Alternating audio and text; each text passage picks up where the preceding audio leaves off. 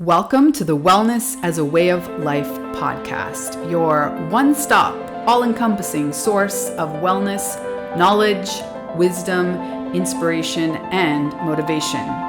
Here we teach you why not all wellness trends are for you, how to figure out which ones are, how to best adapt them for your personal wellness toolbox, and how ultimately to integrate your wellness practices so fully that they become to feel like brushing your teeth. A foundational part of who you are and not a check mark on your to-do list. Is your wellness stressing you out? How counterproductive is that, right? Here we know that in order for health and wellness to be sustainable, we need a less is more approach, leaving the information overload and tips overwhelm behind. I'm your host, Megan Swan, creator of the Wellness as a Way of Life course and the Sustainable Integrated Wellness Approach. I have more than a decade of experience in the wellness industry and on my own personal wellness journey, learning how to tune into and trust my intuition and drown out all the noise. As a certified IIN health coach, detoxification expert, plant-based chef, yoga teacher, and coach, I will help you distill down the information overload and feel more confident and at ease in your own skin again. So let's swan dive in. Welcome to episode 2 of Wellness as a Way of Life. We're not going to record with the woodpecker. Let's see if he sticks around. On this episode, I really wanted to tease out the 6 pillars of optimal wellness that I utilize as the entry point with all of the clients that I work with. In short, here's the list, and then I will expand and elaborate a little bit on each one. But again, my intention with this podcast is that the transmissions are tidbits of wisdom.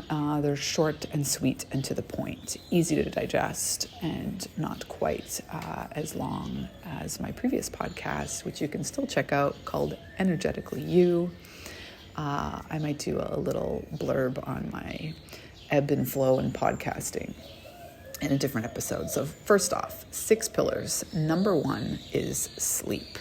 The number 1 thing you can do to optimize your wellness is to value, tune into, honor your sleep cycle.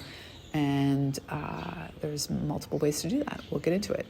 Number 2 is nourishment. The first episode, I really kind of went hard on how nourishment is increasingly a hard pillar for people to meet because we are bombarded with so many competing theories on what we should be eating,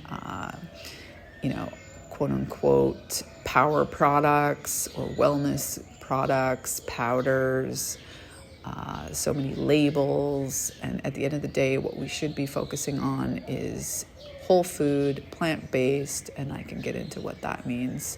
We really want to be in this, intuitive eating, conscious eating for pleasure and nourishment, longevity as our baseline. Number 3 is movement. I invite all of my clients to bring more movement into their lives. An element of this is definitely exercise, but I would argue that it's not the principal thing. The principal thing is finding a mindful movement practice.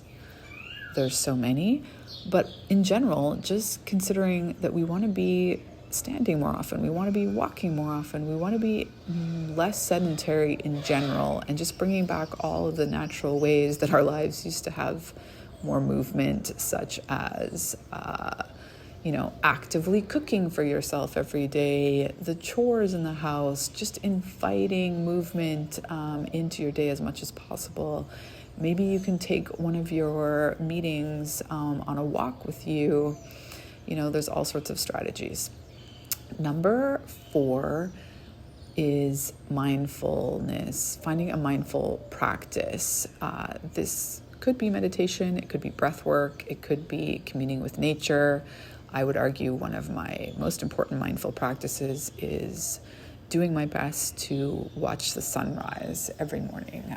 Sometimes it's with a cup of coffee or cacao. Sometimes it's with my children or my husband, but oftentimes just alone and just listening, tuning in, watching the sky emerge as the sun comes up is a deeply mindful practice. Somewhere between 5 and 15 minutes a day is ideal. I'm always excited to help you find something that personally speaks to you. You're probably already doing it. You could probably just make something that you love doing on a daily basis a little bit more present and integrated and mindful. Number 5 is connection. So connection starts first with our inner connection. This is actually a multifaceted pillar. So I help clients work with cultivating a deeper inner sense of self, confidence, wisdom, trusting the intuition, optimizing your relationship with yourself, positive self-talk, abundant mindset, sitting in a place of gratitude. And ultimately, that better informs all other connections or relationships in your life. The really important relationships, like with your partner, your family, your children, your friends, and then also your work relationships or your interaction with the person at the grocery store. All these things ultimately provide us with a more holistic and integrated life experience. And then I would say your connection to your environment in general, and potentially to some sort of higher power or spirituality or sense of awe with the universe. So then the 6th pillar is one of my favorites, really important, but sometimes seems, I think, as a side for many people. It's creativity and joy. Spirituality is a part of this as well, but let's stick with the creativity and joy. So putting joy on the calendar. This means 1 hour a week, you're doing something that brings you joy. And if nothing comes to you immediately as to what brings you joy, think back to when you were a child, around 6, 7, 8. What did you love doing? Did it have something to do with art? Maybe. We usually think creativity has to do with art and creation in terms of colors and paint and sculpture. But no, we are all creative beings. We are creating projects at work. We are creating, beautiful spaces in which to live in, to work, exist. We are creating a plan for the weekend. We are creating our children's lives, maybe. Like, there's so many things that we can be creative about. And when we allow ourselves this space, which also usually requires some stillness and boredom. I know I'm most creative oftentimes in the shower, or in general when I'm in water, when I'm swimming, when I allow myself to float, and just like a little bit of space and grace and boredom brings so much creative flow. And creative flow is essential. It allows us to optimally process our emotions and live in full spectrum, just helping us integrate, really. How are we feeling, our thoughts?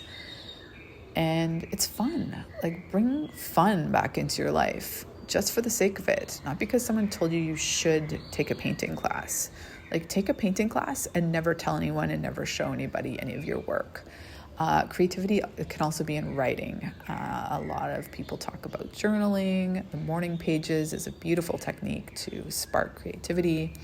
Maybe you like poetry. Maybe you just like doodling. Maybe you're creative in the kitchen. Maybe you're creative in the garden, in your yard.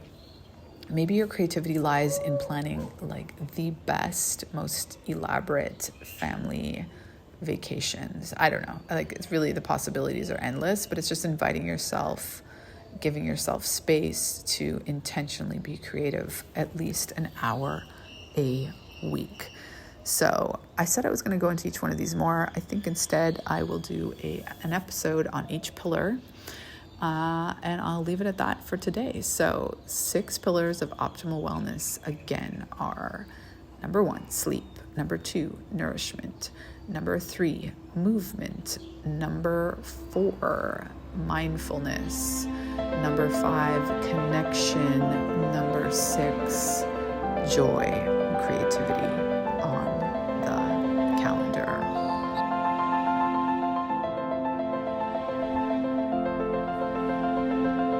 Thanks again for listening to the Wellness as a Way of Life podcast. As you know, we love bringing you valuable content that helps you improve your wellness. This podcast is sponsored by the Wellness as a Way of Life course. The course experience is the ultimate and only wellness course you need to have in your back pocket. If you're looking to feel more confident and at ease in your own skin with consistent energy, this course is the perfect solution for you.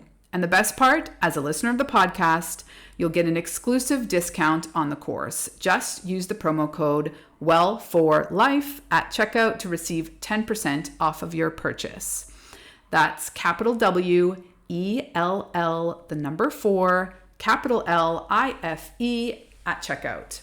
8 incredible women have taken the Wellness as a Way of Life course and can attest to the massive value it provides. Consisting of 60 plus audio lessons, a dozen videos, the Wellness as a Way of Life workbook, and the Wellness as a Way of Life daily tracker, menus, playlists, readings, and the Megan Swan Wellness Resource Vault. It makes it the most comprehensive, less is more holistic wellness course on the market. So if you're ready to take your wellness skills to the next level, head over to the website linked here in the show notes and enroll in the Wellness as a Way of Life course today.